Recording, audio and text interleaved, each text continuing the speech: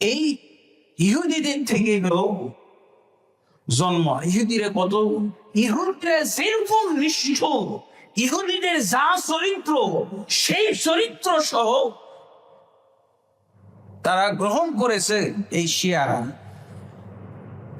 এবং আমরা তো ওই যে বললাম না, দেশের ইসলামটা আমরা বুঝি না, তো শিয়াদের ইসলাম কি বুঝবো? ইহুদিদের নাম আছে, ইহুদিরা এত নিকৃষ্ট, মুসলমানদের জন্য নিকৃষ্ট, সারা সমস্ত মানবতার জন্য তারা শত্রু। এটা তো বলার অপেক্ষা নাই। এত সুন্দর করে আমরা শুনেছি তাদের অনেক খারাপ খারাপ দৃষ্টিভঙ্গি কোরআনের মধ্যে আছে। মুসা আলাইহিস সালামের সাথে, আল্লাহর সাথে তারা কত সে গাদ্দারি করেছে। মুসার সাথে গাদ্দারি করে নাই, তাদেরকে আল্লাহ তাদেরকে নমনীয় করানোর জন্য কত বড় বড় আল্লাহ তাবারক ওয়া তাআলা নিদর্শন দেখিয়েছে। এই নিদর্শনগুলো যদি আমাদের উম্মতে মুহাম্মদী দেখতে পাইতো, কি যে করতো আমাদের মনে, উম্মতে মুহাম্মদী এখনো মনে হয় ইসলামের উপরে থাকতো, এখনো মনে হয় সারা দেশে সারা পৃথিবীতে ইসলাম কায়েম থাকতো। এত বড় বড় নিদর্শন যদি তারা দেখতো। সমুদ্রে আল্লাহ কি করেছেন? শুকনা রাস্তা বানিয়ে দিচ্ছে। ফেরাউন ধাওয়া করে এসেছে তাদেরকে হত্যা করতে, সাথে সাথে দেখতেছে যে কি সমুদ্রের শুকনা রাস্তা। আজব ব্যাপার, সমুদ্রের মধ্যে অঢেল পানি, স্রোত, আর সেই স্রোত আর এত পানির মধ্যে শুকনা রাস্তা। মরে যাওয়ার পর আল্লাহ তাদেরকে জীবিত করছে।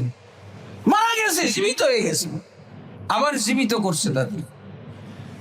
আমরা কয়েকজন মরে জীবিত করছে, আর আমাদের নবী তো এরকম মরার পরে জীবিত করেন।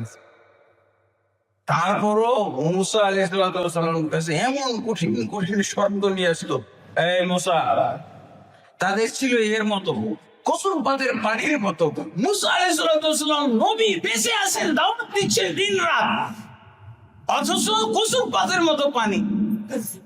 জীবিত হওয়ার পরও দেখি তারা বলছে যে মুসা, আমরা মনে হয় আপনার উপরে ঈমান ঠিক রাখতে পারবো না, আল্লাহকে নিয়ে এসে দেখান, আল্লাহ আমাদের সামনে আসুন। এই যে আপনি বলছেন আল্লাহর উপর বিশ্বাস করো, আল্লাহর উপর বিশ্বাস, আল্লাহ, আমরা আল্লাহর উপরে বিশ্বাস করতে পারছি, আল্লাহকে আপনি সামনে নিয়ে আসেন, সামনে নিয়ে আসেন। কিসের আল্লাহ? হাই হাই বলে কি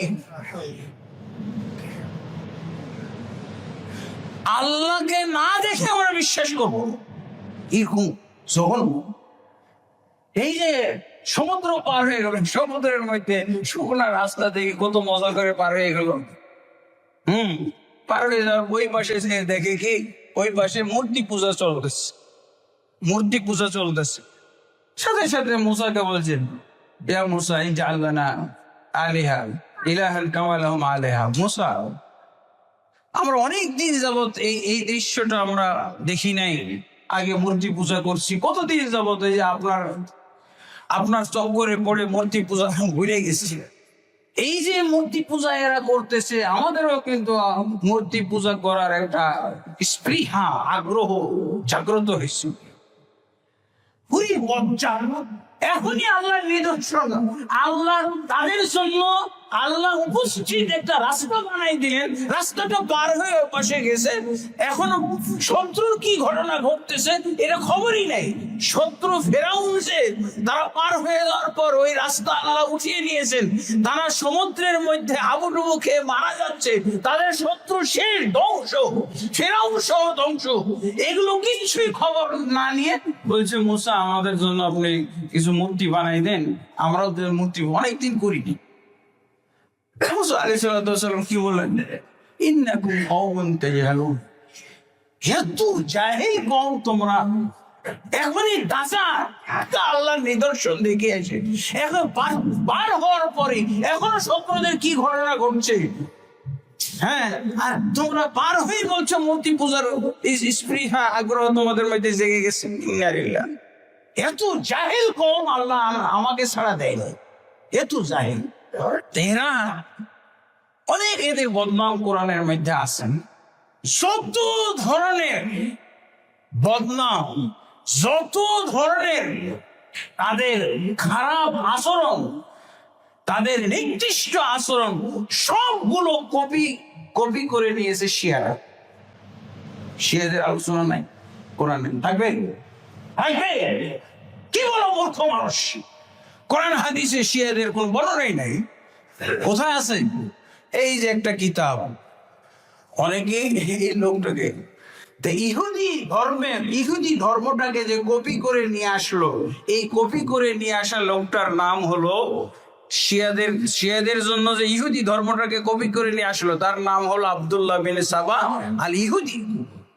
আমাদের দেশের এই বাঙ্গ মুসলমান গুলো সেই ইরানিদের সাথে কণ্ঠ মিলিয়ে বলে যে কিসের এরকম ইহুদি ধর্মকে কপি করে নিয়ে আসার জন্য আব্দুল্লাহ বিন সাবা ইহুদির নাম আমরা একটা জুড়িয়ে দিয়েছি, তার সাথে একটা ইতিহাস লাগিয়ে দিয়েছি, এটা তারা বিশ্বাস করতেছেন।